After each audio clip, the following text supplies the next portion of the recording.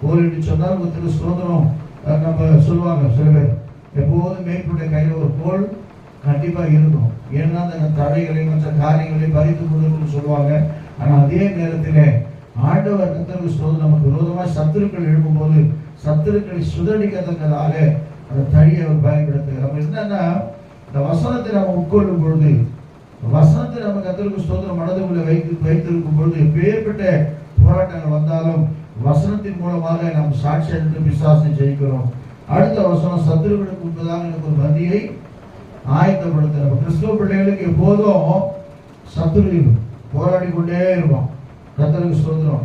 அதனால தான் ஆண்டவர் சொல்றார், அவரை பிரதான மேய்ப்பராய் கொண்டிருக்கிற தேவ பிள்ளைகளுக்கு சத்துருக்கள் மத்தியில் ஒரு பந்தியை ஆயத்தப்படுத்தி தம்முடைய கர்த்தருக்கு ஸ்தோத்திரம் எண்ணெயினால் நம்முடைய தலையை அவர் அபிஷேகம் பண்ணுகிறவராக இருக்கிறார். தாவீது அபிஷேகம்